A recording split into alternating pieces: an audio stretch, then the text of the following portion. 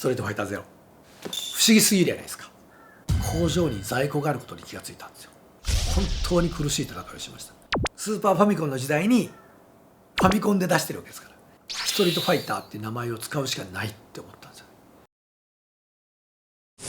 波動拳。皆さんこんにちは。日本を元気にする YouTuber 岡本です。今日もよろしくお願いします。今日もちょっと昔話をしてみたいと思います。大阪の、支社カプコンかカプコンに働いてた時代のちょっと納得できなかった話っていうのをさせてください。ストリートファイターゼロっていうタイトルの開発にまつわる裏話になります。最後まで聞いていただいて、よかったら高評価ボタンをよろしくお願いします。チャンネル登録まだの方はぜひチャンネル登録も、インスタグラムとツイッターの方も細々とやっております。よかったらフォローお願いします。フォローしていただけると大変喜びます。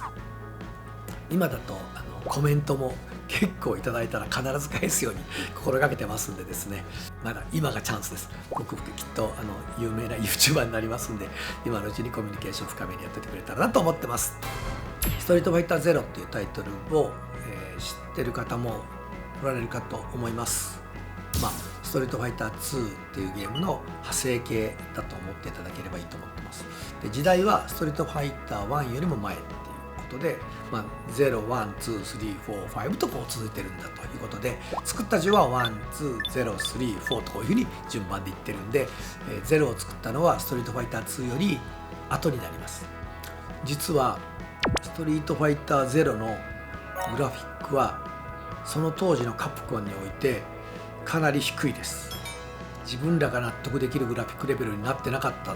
と僕は思ってます。理由があります。ストリートファイターゼロは CP システム1で開発されてます。これね、何の話よってなりますよね。もうちょっとその CP システム1と CP システム2説明をします。ゲームセンターにファミコンの本体みたいなものを売ろうっていう作戦なんですよ。CP システム1っていうのがファミコンで、CP システム2っていうのがスーパーファミコンですみたいなことですよ。つまり CP システム1、僕らは CP1 って言ってましたけど、 CP1 はファミコンの本体みたいなもんで、ゲーム機の中に CP1 を入れてカセット、こんな形じゃないですけどゲームソフトを挿すと動きますと。で、交換するのはカセットを抜いて次のカセットを挿せば全く新しいゲームになりますという考え方なんですね。それはカプコンがやってる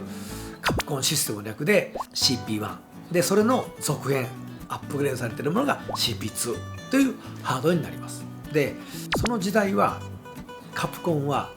CP2 を売ってたんですね。他社さんはですよ、本体とカセットをセット売りしてたんです、その当時は。で、次の時にはまた新しい本体を作って新しいカセットで売ってたんです。長所は毎回そのゲーム規格に応じたハードが作れるってこと。もう一個は最新のハードスペックで作れるってこと。つまりぶん回せるんですよ。どうだって言えるんですね。代表的なのはセガさんですね。当時のカプコンはそういう馬力はなく、仕方なくってわけでもないですけど、本体とカセットで売ってました。本体とカセットで売るののメリットは、本体があるのに上のカセットの売り上げ落ちたら次の売り上げのいいカセット買いたいよねって思わせます。なのでみんなが想像してるよりは新しく交換してくれる、つまり売れますということになります。で、もう一個が同じ CP2 で作ってるから開発のノウハウがたまりやすい。で、デメリットは当然そのさっき言った最新のハードスペックでは当然ならない。何年間もそれをやるのでかなりのブレーキになります。で、 CP1 があります、例えばセガがあります、ガーッと上がっていきます、 CP2 出します、ガーッと上がっていきますみたいな、ここですからね。この時代にこれで作ったんですよ、ストリートファイターゼロ。不思議すぎるじゃないですか。なんでそんなことしたみたいな。だから当然グラフィックレベル落ちます。スーパーファミコンの時代にファミコンで出してるわけですから、全然違うやって、そう違うんですよ。もう仕方がないんです。もうこれは本当にもちろんめちゃめちゃ頑張らせましたよ。僕の可愛い後輩たちを鞭打って本当に苦しい戦いをしました。これにはそんなに深くない理由があります。ある時経営会議出てた時に工場に在庫があることに気がついたんですよ。 CP1 の在庫です。5万とか6万とかあるわけです。なんでかって言ったら CP2 を売る時に CP1 を下取りしてたんですね。カプコンって会社は在庫を捨てない会社なんですね。当時の売り上げが想定しているより高くなかったんだと僕は思ってます。でその在庫を捨てるだけの利益がなかったんだと思うんですね。ただ工場にある在庫とかスーパーファミコンのカセットの在庫とか全部利益とみなされるんですよ。経営としてはクリーンな経営だとはちょっと僕は思ってないのもあって、僕の後輩やもっと後輩たちに負の遺産を残していくわけにいかんので、なんとか処分しようということを考えましたと。これを一撃で処理する方法はないのかということを考えた結果、ストリートファイターって名前を使うしかないって思ったんですよ。ゲームの質に関してはうちの可愛い後輩たちが頑張ると。じゃあどうやって売るんだみたいな、どうやって処分するんだみたいなとこ考えるのが俺の仕事だとしますと、僕はこのうちの主力メンバーをゼロ戦に乗ってた人たちを服用機に乗せて戦場に出す。グラマンやばいっすよみたいな時代に、服用機でなんとかならんかみたいな。それでも結果ですよ。結果はストリートファイターゼロはものすごくマーケットで高い評価をされてたくさん売れたんです。グラフィックの担当者だって何年も前のスペックのハードで絵を描いてくれって言われることは別に嬉しいことではないと僕は思ってます。ですけどストリートファイター2の時代よりも上手に描いてくれたなと僕は思ってます。そのタッチもそれまでのグラデーションみたいな塗り方とはちょっと違うアニメのようなベタっとしたタッチで描いててめっちゃかっこよかったんで、僕はもう大好きな絵なんですけど、じゃあ絵やないかと、お前愚痴るとこないやろかという話なんですけど、愚痴らしてください。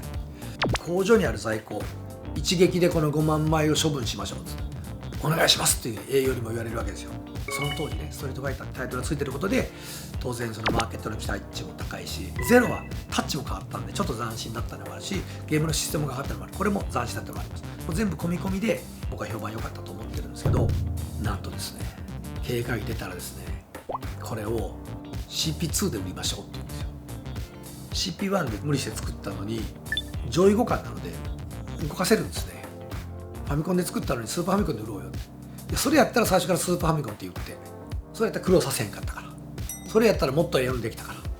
売り上げ良かったらこれ CP2 で売れるやんみたいな。いやそうかもしれんよとだけどこれお前ら処分せんやろ、また残るやろって言った時に CP1 で売れる CP2 で売ったから利益抜けると。で余計に抜いた分で全部絶対にこの5万枚捨てるからっていう約束で渋々ですよ。説明できないですからね部下に。じゃあなんで CP1 のスペックで作ったんですか。 CP2 で売って利益たくさん出たから CP1 捨てるっていう、そういう裏の手があったのかって、最初からそれやらせてくれよって詰められるわけですよ。結果ゼロが売れた時約束が守られず工場の在庫がそのまま残るっていう。で次に言われたのが、この工場の在庫を処分する企画もう一回やってくれへんか、やるかっていうね大体ねいろんなことで騙されたりはするんですけど、人生で一番たくさん騙された、大きく騙された時はこれですゲームクリエイターの大事な時間をそんな風に使っちゃいかんと思うんですよね。そういう使い方をしようとした僕は悪かったのはもちろんあるんですけど、契約書があったりするわけじゃないですよ、社内の話だから。ですけどそれを誰が最終的に決めたのかも知らないですよ。やっちゃいかんことってあると思うんですよ。やっぱりたとえ社内であっても約束は守ってほしいなと。でそういうのって信頼を失っていきますよね。で僕も部下の信頼を失いますし、僕はその時に自分の上司に裏切られてかなりへこみましたと。しかも面の皮が厚いのか、もう一回やってくれへんかって頼みに来られるっていう、辛すぎます。僕の失敗のところを参考にしていただいて、俺は失敗せんぞでもいいですし、俺は人は絶対に騙さんぞとか、会社の経営する時には絶対にガラス張りの綺麗な経営するぞ、どこの部分を取っていただいても結構ですけども、僕は、参考になるところがあるんじゃないかなと思ってこのお話をさせていただきました。人に裏切られるっていうのは本当辛いですっていう僕の気持ちを、今日は正直に伝えていました。最後まで聞いていただいてありがとうございました。今日はここまでになります。バイバイ。